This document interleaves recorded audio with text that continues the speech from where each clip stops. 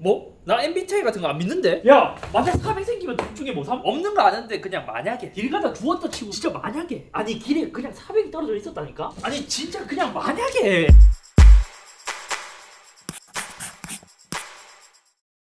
안녕하세요, 이쌤입니다. 오늘의 컨텐츠는 전자기기를 좋아하면 한 번씩 그러한 생각들을 하시잖아요. 만약 내가 이 정도로 쓸 수 있는 여윳돈이 있을 때 경쟁되는 두 가지 제품 중 어느 걸 살까 하는 그러한 고민. 아무튼 최근 몇 년 사이를 보면 삼성과 LG전자 모두 게이밍 브랜드를 열심히 만들고 있습니다. 삼성 같은 경우 게이밍 브랜드가 오디세이, LG 같은 경우 울트라 기어 시리즈가 있죠. 솔직히 말해서 PC나 노트북 쪽의 게이밍 기어들은 무해산 브랜드가 워낙 잘하고 있다 보니까 뭐 그렇게 큰 관심도는 없지만 모니터만큼은 예전부터 진짜 진심으로 잘 만들고 있는 것 같습니다. 근데 말이에요, 원래 그냥 잔잔한 이제 게이밍 모니터를 하나하나씩 만들기 시작하다가 이제는 라인업이 좀 많아졌고, 그 중에서도 최근에 인터넷을 뜨겁게 달군 삼성과 LG의 약간 초하이엔드급 모니터 두 가지의 모니터를 한국에 정식 출시했더라고요. 그래서 저도 사실 이 정도의 가격대는 꽤 높기 때문에 쉽게 구입할 수는 없지만 약간은 재미로 만약 내가 400만원 정도 되는 여윳돈이 있고 이 두 가지의 모니터 중 선택을 해야 한다면 뭐를 선택할까, 뭐 이런 걸 이제 고민하는 것 자체가 저는 또 재밌기도 하더라고요. 자, 그럼 첫 번째 제품 LG전자의 모니터부터 살펴보도록 하죠. 최근 LG에서 출시한 제품은 거의 모니터계에서 처음 보이는 제품인 것 같거든요. 핸드폰에서는 폴더블, 롤러블이 있다면 이제는 모니터, TV군에서는 밴더블이라는 제품으로 새롭게 출시했습니다. 제가 알기로는 8월 말쯤 그 이파 시즌에 맞춰서 이것을 공개한 걸로 알고 있는데 이제 한국에 정식으로 출시를 했더라고요. 자, 그럼 여기서 가장 중요한 LG전자의 새로운 이제 밴더블 모니터의 가격은 얼마일까? 여기 지금 LG전자 홈페이지로 들어왔을 때 정식 출시가는 442만 9천원으로 되어 있고 현재 판매가는 399만원으로 되어 있습니다. 추가로 뭐 결제일 할인, 뭐 5% 추가 혜택이 있긴 한데 뭐 이것저것 다 더하고 지금 촬영할 시점에서는 톰프리까지 제공해준다고 하는데 최대한 깎아도 300만원 중반 조금 더 이상은 되는 가격일 것으로 추측됩니다. 근데 지금 제가 이걸 보니까 좀 특이한 게 있어요. 원래 LG전자에서 게이밍을 좀 미는 브랜드는 이제 울트라 기어라는 시리즈를 쓰는데 지금 보면 TV군에 속해서 LG OLED 플렉스라는 이름으로 출시되었죠. 이거를 보면 와, 근데 신기하긴 하다. 제가 알기론 커세어도 이러한 모니터를 공개한 것으로 알고 있는데 그거는 손으로 직접 구부려서 해야 되거든요. 하지만 LG는 전자동으로 밴더블로 이제 만들 수 있는 제품이고 요거는 지금 보니까 한 20단계로 조절을 할 수 있다고 합니다. 그러니까 공유를 내가 마음대로 이제 원하는 대로 설정할 수 있겠죠. 지금 여기 보면 OLED 플렉스는 평면부터 공면 이제 900R까지 설정이 가능하다라고 되어 있습니다. 여기서도 이제 커브드 모니터를 써보신 분들은 알겠지만 여기서 이제 공률, R값이라고 많이 표현을 해요. 이렇게 1000R, 1500R이라고 뜻하는 것은 이제 반지름으로 표현이 되는데 반지름이 한 1000mm가 된다. 그럼 그게 1000R인 거예요. 그래서 이제 초창기에는 보통 한 1500R, 1800R 정도 되는 이제 모니터가 많이 출시했고 초창기에 나왔던 커브드에 비해서 900R이라면 상당히 많이 구부러지는 정도이죠. 스크린의 크기는 4K에 120Hz까지 지원을 하고 지금 여기 있는 것을 보니까 높이와 틸트까지 모두 이제 조절할 수 있는 것으로 보입니다. 또 보자. 승리를 부르는 디자인. 아니 이게 더 휘어져 있으면 승리가 더 빠르게 오나요? 전혀 상관없죠. 전혀 상관없지 않나요? 예, 뭐 이렇게 되어 있고요. 플렉스 라이팅이라고 이제 게이밍은 또 RGB가 중요하기 때문에 모니터 뒤쪽에 이런 식으로 되어 있는데 근데 나는 요즘 모니터 이해 안 가는 게 살짝 뭔지 알아요? 이거 지금 보니까 스탠드에 RGB가 박혀 있거든요. 근데 스탠드 우리 보통 이제 일반 가정집에서는 최대한 벽 쪽에 밀어서 쓰지 않나요? 그렇죠. 그럼 빛이 잘 안 나오잖아요. 그리고 스탠드에 있는 거다 보니까 광량도 적을 것 같기도 맞아요. 제가 써본 제품들은 이제 대부분 이제 광량이 좀 작기도 했고 이게 잘 보이지가 않더라고요. 오히려 이제 뭐 필립스나 이런 따로 설치하는 게 조금 더 감성적이랄까요? 또 뭐 아, 화면 사이즈 조절이 가능하네. 만약에 이제 모니터가 여기서 42인치가 있으면 엄청 크게 봐야 하는데 여기서 조금 더 이제 보기 편하도록 뭐 27인치, 32인치, 42인치로 바꿔서 쓸 수 있는 모드가 존재하는 것 같습니다. 이런 배려는 좀 좋은 것 같아요. 거기다가 이제 최근에 이제 LG에서도 이제 TV에서는 좀 이제 하이엔드급에 속하는 OLED 에보 패널을 쓴 것 같고요. 또 이제 반사방지가 들어갔네. LG는 반사방지를 SAR, 슈퍼 안티 리프렉션이라고 지금 표현을 하고 있습니다. 이게 이제 있는 것과 없는 것과의 반사율 차이는 25%라고 해요. 근데 이게 중요한 게 뭐냐면 저도 OLED TV를 많이 써본 유저의 입장에서 삼성 QLED에 비해 단점이라면 빛 반사가 너무 심하기 때문에 거기서 오는 단점이 아주 크게 작동을 하거든요. 그래서 이제 게임할 때 그 반사를 줄이기 위해서 더군다나 밴더블이다 보니까 그 반사에 대한 이제 좀 안 좋은 피드백이 있었는지 반사 방지를 줄였다고 하는데 25%라면 이게 체감할 수 있을까요? 크게 차이 안 나지 않을까요? 그죠? 원래 이제 논글레어 패널이라고 한다면 좀 많이 차이가 나야 되는데 그리고 이게 반사 방지가 들어가면 네. 약간 화질에도 차이가 있지 않나요? 근데 그것도 정확하게 모르겠어요. 그 애플에서 나오는 프로 디스플레이 XDR 같은 경우에는 그 광택용 천으로 닦을 수 있는 나노 텍스처 글라스인가? 그게 또 좋은 거는 그렇게 이제 화질 저하가 좀 많이 적다 하더라고요. 그래서 그런 이제 장단점에 대한 차이가 있는데 얘도 조금 궁금하기도 합니다. 아니면 LG에서 이거를 더 이제 반사를 방지할 수 있는데 화질에 대한 차이 때문에 뭐 이렇게 했을 수도 있고요. 그리고 응답 속도는 원래 들어서 원래 빠르고 이것도 G싱크랑 FreeSync도 지원하네. 예전에는 G싱크 호환이라고 했었는데 지금 아마 제가 알기로 찐싱크가 G싱크 얼티메이트로 알고 있는데 이렇게 이제 표현이 없다. 그러면 이제 찐싱크가 아닌 그냥 이제 G싱크와 FreeSync만 지원한다 정도로 보면 될 것 같습니다. 근데 이제 가격이 좀 있는데 찐싱크가 없는 거는 조금 아쉬울 수도 있을지도. 오!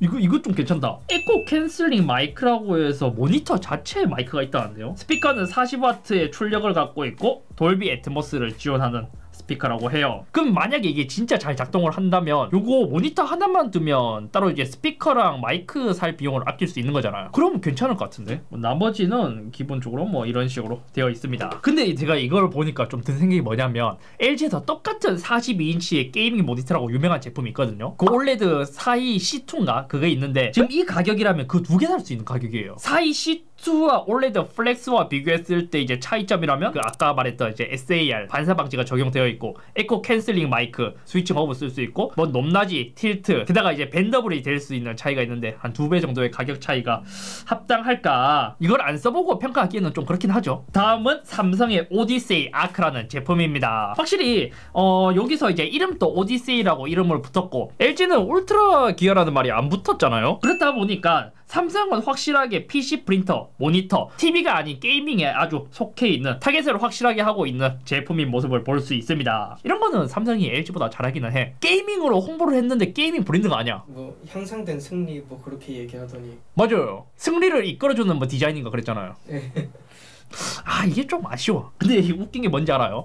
지금 오디세이 아크는 들어가자마자 이제 평가가 2개 있는데 별점이 2개예요. 별이 2개. 삼성 이제 오디세이 아크의 가격은 340만 원인데 이제 요거는 이제 공식 홈페이지니까 오픈마켓에 가면 조금 더 저렴하게 살 수는 있을 거예요. 그리고 지금 이제 디자인에서도 보이잖아요. 삼성도 밴더블은 아니지만 비슷한 느낌의 커브드라는 모습을 보여주고 있고요.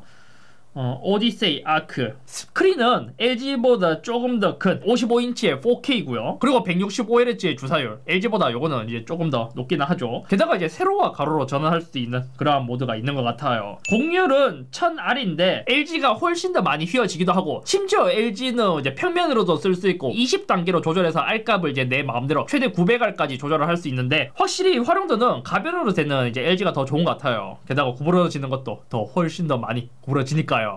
또 뭐 있까? 조정석 모드와 이클립스 라이팅 여기도 뭐 RGB 같은 거 자랑을 했네. 야 근데 55인치를 이제 세로로 돌릴 수 있다고 했는데 이걸 보면 게임할 때 이렇게 고개까지 돌려야 될 것 같은데요. 화면이 커서. LG는 이제 올레드 패널이라는 화질이 좋은 것을 쓰고 있고 삼성은 이제 삼성에서 항상 이제 TV에서 내밀고 있는 QLED를 사용하고 있는데 여기서도 퀀텀 미니 LED를 사용하고 있습니다. 그리고 이거는 또 삼성에서 매트 디스플레이라고 하네. 이거는 글리어보다 15%나 반사를 줄였다고 하는데 그러면 LG는 25%, 삼성은 15%잖아요. 근데 여기서도 함정이 있을 수 있는 게 이게 자사 모니터와 비교했을 때 뭐 25%다, 15%다 할 수 있기 때문에 기본적으로 LG 올레드 패널의 반사가 좀 심한 편이라서 실제로 두 개 비교해보면 오히려 삼성이 더 나을 수도 있고 아니면 반대로 LG가 더 나을 수도 있고 이것도 실제로 사용해봐야 알 수 있는 부분인 것 같습니다. 사운드. 사운드는 60W급을 사용했네. 이거는 LG보다 더 좋은데요. 삼성도 FreeSync는 지원해요. 근데 이제 G싱크는 따로 지원하지 않는 것 같은데요. 삼성의 그 제가 최근에 리뷰했던 게이밍 허브도 지원하고 있고요. 뭐야 이거? 아크 다이얼? 삼성은 전용 컨트롤 할 수 있는 아크 다이얼이라는 것도 준 것 같은데. 이거는 좀 멋있겠다. 자랑하기에 좋겠는데요. 화면 이것도 LG와 마찬가지로 55인치로 풀로 쓰기에는 화면이 너무 크기 때문에 집중도가 떨어질 수 있으니까 요걸 조절할 수 있는 모드가 있는데 요거는 이제 시네마틱 비율같이 이렇게 설정할 수 있는 모드가 따로 마련되어 있는 것 같습니다. 자, 그러면 이제 기본적으로 이제 LG와 이제 삼성의 모니터를 살펴봤고, 제가 게이밍 모니터를 고를 때 이제 가장 중요한 기준 몇 가지를 살펴보도록 하겠습니다.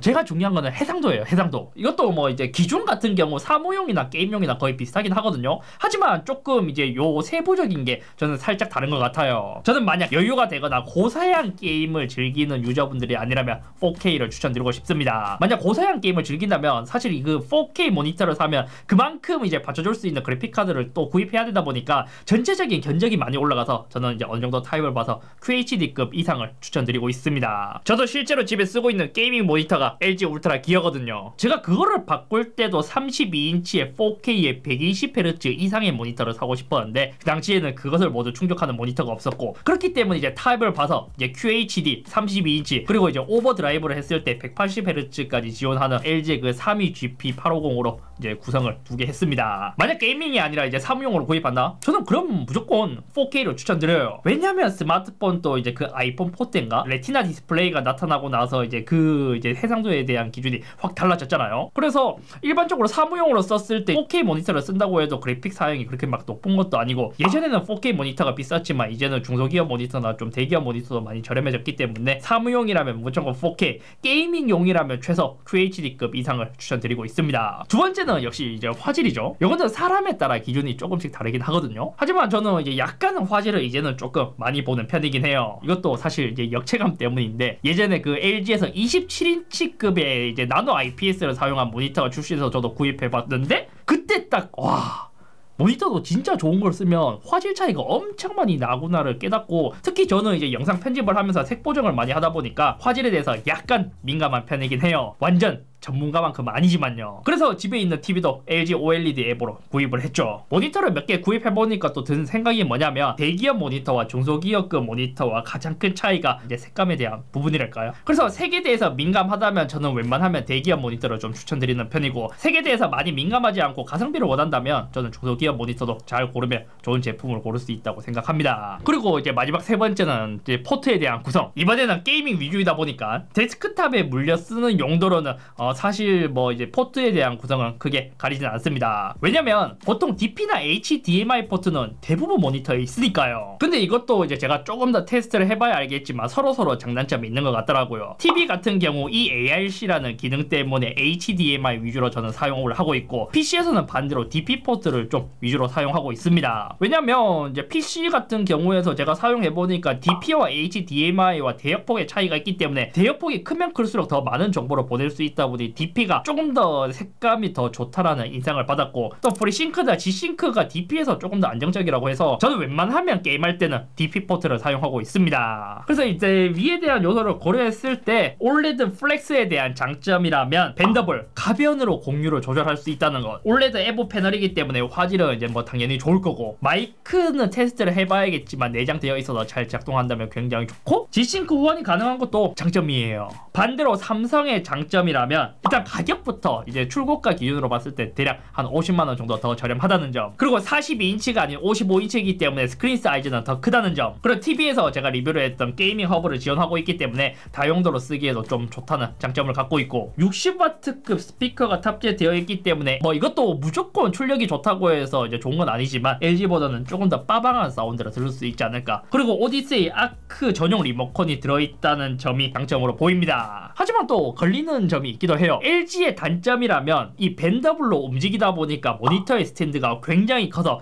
책상 위에 올려뒀을 때 자리 차지를 굉장히 많이 한다는 점, 그리고 좀 내구성이 걱정되기도 해요. 커브드도 지금까지 오면서 이제 오랫동안 사용했을 때 이제 사이사이가 벌어진다는 이제 그러한 이슈가 있는데, 커브드가 그러한 문제가 있는 것처럼 벤더블도 그러한 이슈가 있지 않을까요? 그에 비해 삼성의 단점이라면 퀀텀 미니 LED를 사용했기 때문에 화질은 일반 이제 제품보다는 좋겠지만 OLED 에보보다는 조금 떨어지지 않을까 하는 걱정이 걱정이 들기도 하고, 또 이제 보니까 스펙에 얘는 HDMI 포트만 쓰고 DP 포트는 사용하지 않았더라고요. 그래서 DP 위주로 사용하시는 분들은 좀 이것도 단점일 부분인 것 같습니다. 그리고 게이밍 시에는 완전 큰 화면에 휘어져 있다 보니까 몰입도는 진짜 좋을 것 같은데, 반대로 게임이 아니라 일상 작업이나 TV를 볼 때는 이제 계속 휘어진 채로 봐야 하다 보니까 거기서 오는 약간의 불편함도 존재할 것 같아요. 그리고 이제 G-Sync 호환을 지원하지 않는 것 같고, 밑에 보니까 얘는 이제 모니터 전용이 아니라 tvOS를 사용하고 있더라고요. 이것도 제가 이제 좀 불편할 것 같은 게 뭐냐면, 제가 삼성 스마트 모니터 그 M7을 쓰고 있는데 PC 위주가 아니라 PC는 그냥 부가적인 느낌이라서 컨트롤 하는데 좀 느리고 불편하다라는 점이 약간